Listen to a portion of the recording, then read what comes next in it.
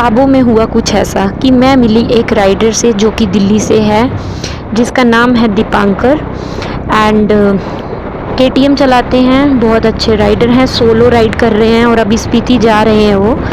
तो जब मैं उनसे मिली और हमारी इंटरेक्शन हुई तो उन्होंने मुझे पूछा कि मैं कहाँ जा रही हूँ, तो देन मैंने बोला कि मैं नाको मोनेस्ट्री में जा रही हूँ। तो देन ही सेड कि जब वो जा रहे थे तो ही मिस्ड नाको मोनेस्ट्री, तो now he is riding with me, so I am not solo right now. और अभी हम दोनों जा रहे हैं नाको मोनेस्ट्री।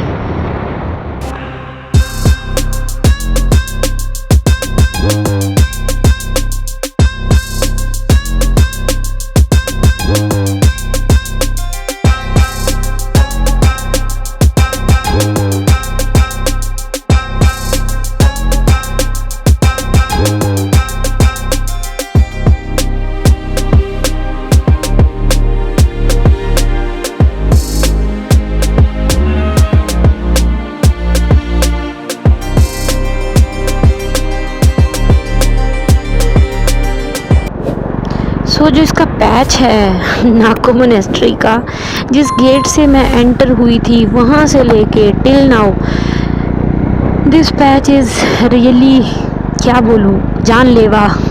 मतलब इतनी गंदी ऑफ रोडिंग है।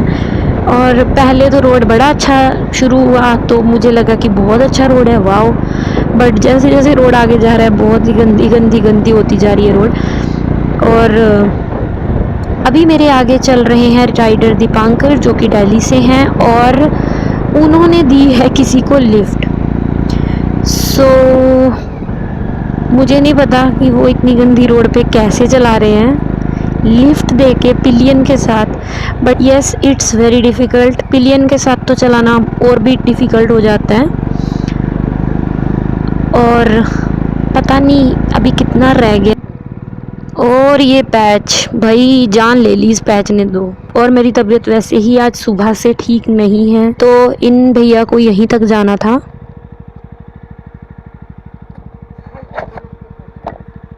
ओके भैया, ओके। मैं पहुंच गई हूँ नाको में और अभी मैं जहाँ खड़ी हूँ मेरे सामने है मोनेस्ट्री जो कि अभी अंडर कंस्ट्रक्शन है एंड साथ में एक छोटा सा रूम है जहाँ पे अभी मम्मी को रखा हुआ है। और ये जो मोनेस्ट्री का जो कंस्ट्रक्शन चल रहा है दिस इज़ वेरी ब्यूटीफुल। इनका जो आर्किटेक्चर है वो बहुत सुंदर लग रहा है देखने में। बाकी अभी जब कंप्लीट होगा तो पूरा पता चलेगा कि कितना काम और होगा इसमें अभी।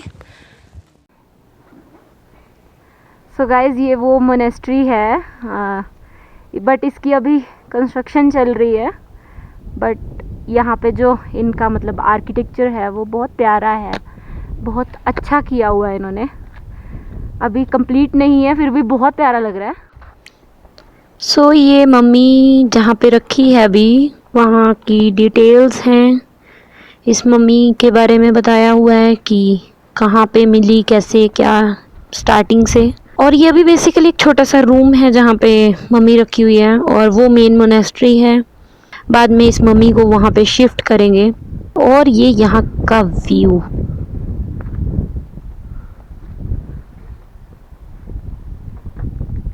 ये है रूम के अंदर। So this is the mummy and इस रूम में और कुछ नहीं है, बस ये कांच का केस बनाया हुआ है जिसके अंदर मम्मी रखी है। और इस रूम के अंदर शूज़ पहन के आना भी अलाउड नहीं है। और मतलब जो सबसे हैरान करने वाली बात है वो ये है कि इस मम्मी पे कोई भी प्रिजर्वेटिव्स नहीं लगाए हुए। 1 hour later. सो हम निकल गए वापस। हमने वहाँ पे लगभग 1-1.5 घंटा बातचीत करी एंड उनके एक्सपीरियंसेस सुने, अपना एक्सपीरियंस शेयर किया। सो वो मतलब काफ़ी अच्छे मेरे फ्रेंड बन गए। और राइडर्स का यही अच्छा रहता है कि अननोन राइडर्स भी ऐसे हो जाएंगे थोड़ी देर बात करने के बाद कि जैसे वो सदियों से जानते हैं एक दूसरे को। और फिर से ये जानलेवा पैच, और इस पैच ने तो भैया आज हिला डाला पूरा।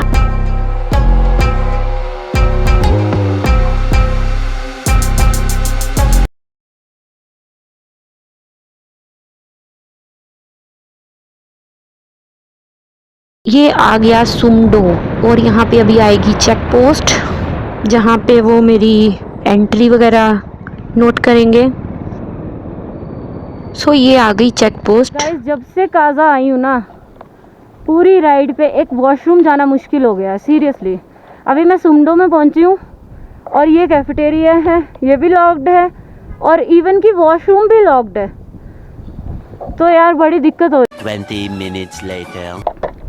सो गाइस फाइनली मैंने वॉशरूम की चाबी मंगवाई, वॉशरूम खुलवाया। अब मैं थोड़ा फ्रेश फील कर रही हूँ और अभी मैं सुमडो में हूँ। इसके बाद में अब पता नहीं कहाँ पे अगला स्टॉप लूँगी मैं, बट लंच के लिए कहीं तो रुकूँगी क्योंकि अभी तक मैंने सिर्फ ब्रेकफास्ट किया था और बहुत लाइट सा ब्रेकफास्ट किया था, तो भूख तो लगी हुई है। तो जहाँ पे भी रुकूँगी वहाँ पे बढ़िया सा लंच करूँगी एंड देन आगे अपनी जर्नी कंटिन्यू करूँगी।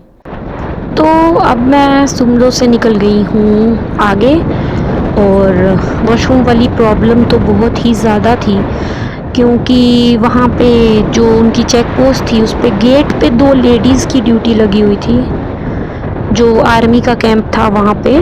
तो मैंने उनसे रिक्वेस्ट करी कि ma'am please try to understand, it's very difficult for me. तो उन्होंने अपने किसी ऑफिसर को फ़ोन किया, चाबी मंगवाई एंड देन जो उनके पर्सनल वॉशरूम्स हैं रोड साइड पे जो कि लॉक्ड रहते हैं, तो मैंने वो वॉशरूम खुलवा के वहाँ पे मैं जाके आई।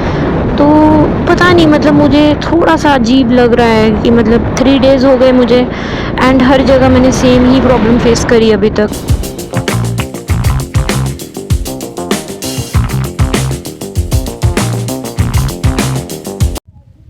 सो गाइज़ जब आप रास्ते में बहुत थक जाओ ना और कहीं रेस्ट करने की जगह ना मिले तो road is the best bed to take some serious rest.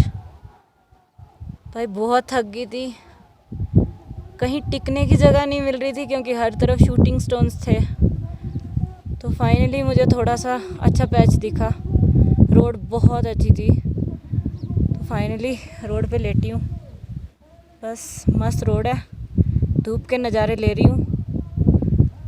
यहाँ पे एक्चुअली पहाड़ बहुत सारे वो हैं, बर्फ़ वाले हैं, तो इसलिए इस जगह पे ठंड बहुत ज़्यादा लग रही थी।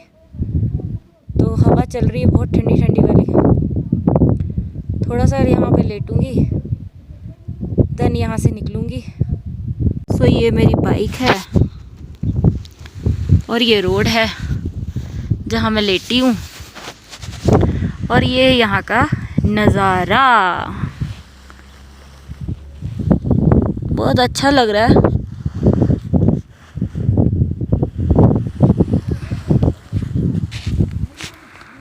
हाँ ये भी एक एडवेंचर है, पार्ट ऑफ एडवेंचर। और भाई इस सड़क पे भगाने का तो ऑब्वियसली मुझे जाते हुए भी बहुत मज़ा आया था और मुझे आते हुए भी सड़क पे बाइक चलाने का बहुत मज़ा आ रहा है क्योंकि ये सड़क वाकई बहुत अच्छी है। तो यहाँ पे मतलब ऐसी रोड है कि आप बाइक खींच सकते हो इफ़ यू वांट।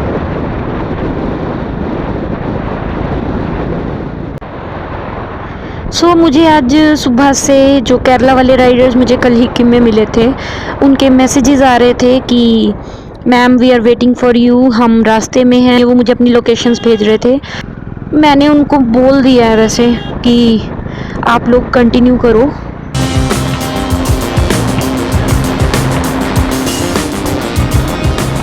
गाइस इसके आगे मैं रिकॉर्ड नहीं कर पाई क्योंकि मेरी तबीयत बहुत ज़्यादा ख़राब हो गई थी और मेरी मतलब ये हालत नहीं रही थी कि मैं रिकॉर्ड करूं। इसके आगे मैंने केरला वाले राइडर्स के साथ ही राइड करी और वो लोग मुझे लगभग भागपुर में मिल गए थे। तो I am really thankful to them कि उन्होंने इतना मेरे लिए करा।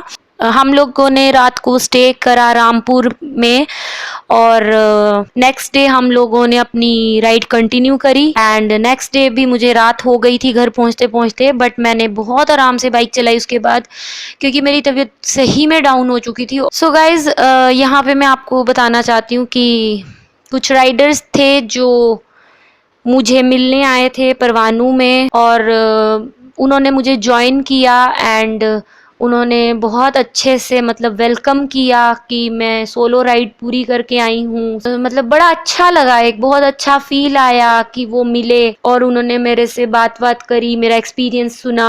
तो इट वॉज रियली गुड। अगर आपको मेरा व्लॉग पसंद आया हो तो please like, share and subscribe and stay tuned.